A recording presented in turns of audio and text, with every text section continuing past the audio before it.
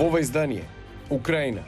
Цивилите во некои делови опколени од руските сили можеа да се евакуираат денеска, заминувајќи со автобуси или пеш, поради привремениот прекин огнот. Жителка на Киев: измислуваме приказни за да им го отргнеме вниманието на децата од војната. Колегите за смртта на украинскиот камерман Евхени Јакун се сеќаваат, бил пријатен, професионален. За Националниот синдикат на новинари на Украина директен напад на слободата. Ке ви кажам, останете со нас. Добро вечер, ова е ТВ журналот Newsflash на Гласот на Америка на македонски, јас сум Јане Бојаджиевски.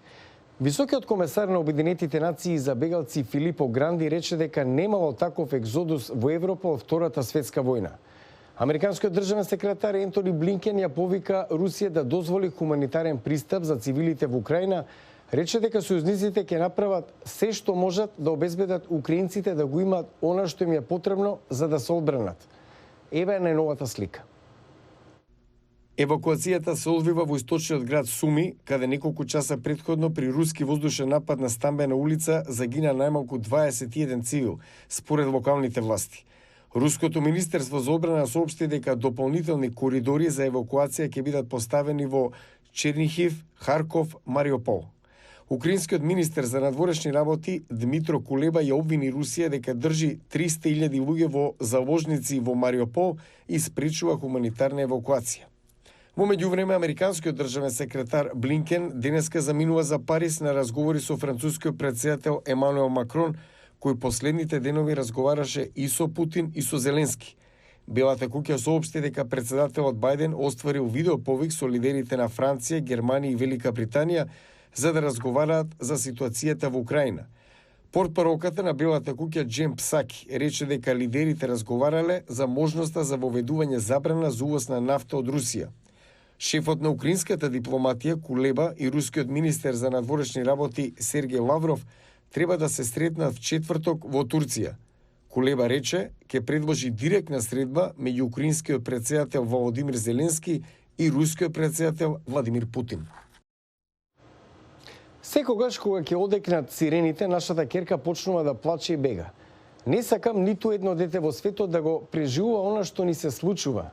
Ни раскажа ни солзи Олена Луцко од Киев, поранешна новинарка во украинскиот сервис на BBC.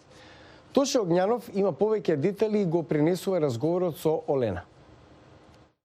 Измислуваме приказни со ведри содржини, за да им го отргнеме вниманието на децата од ужасот што се случува околу нас. За нив оваа војна е невидена траума.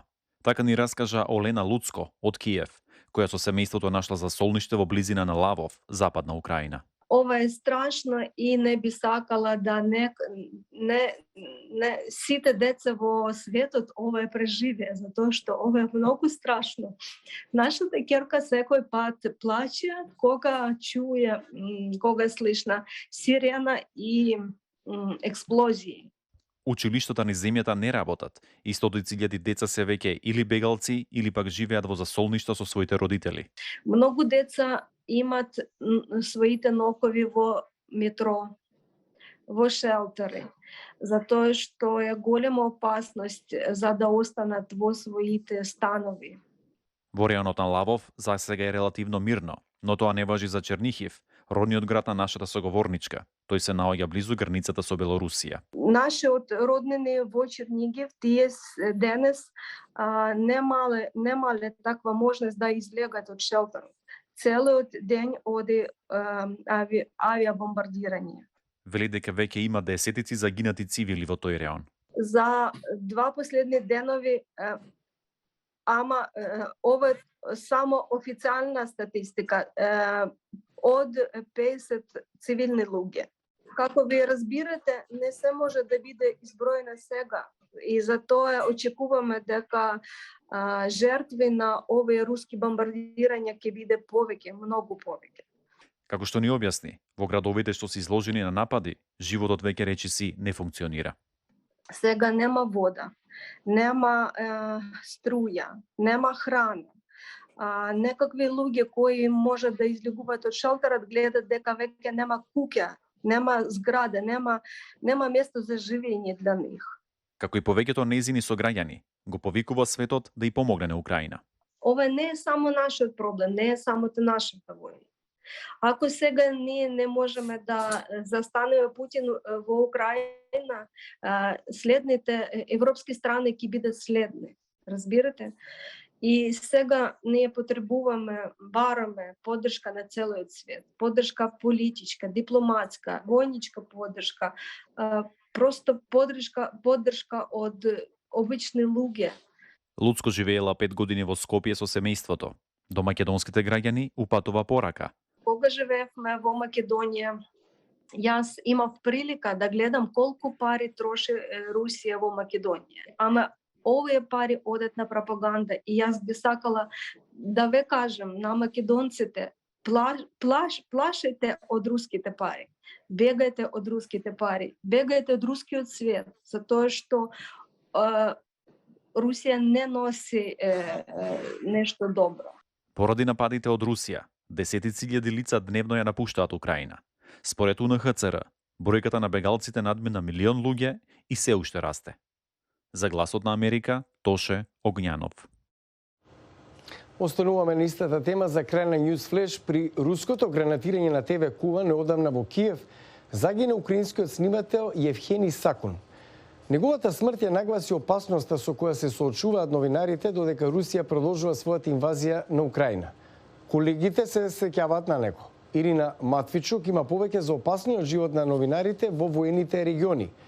Покрај снимателот Сакун, да подсетиме, во нападот на ТВ Кувата загина уште 4, а 5 беа повредени. На 1 март се случи напад на телевизиски предавател во Киев. Подоцна, локалната полиција ги извлече телата на загинатите, вклучувајќи го и снимателот Евгени Сакун.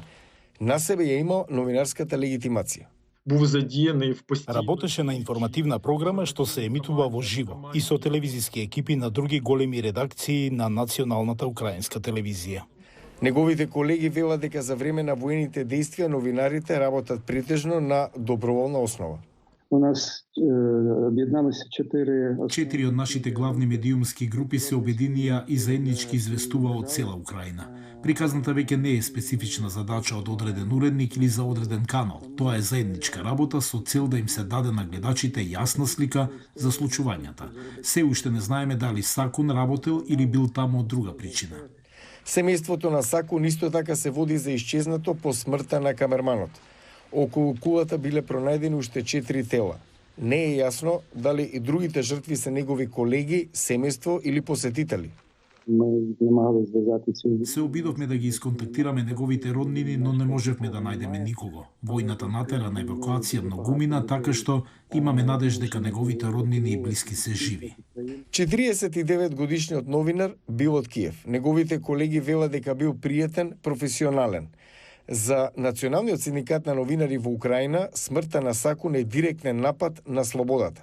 Це є очевидна атака на свободу слова. Ова е очигледен директен напад врз слободата на говорот. Веста за неговата смрт создава страв и вознемиреност кај сите украински новинари. Сите сваќаме дека секој од нас можел да биде на негово место. Комитетот за заштита на новинарите објави соопштение.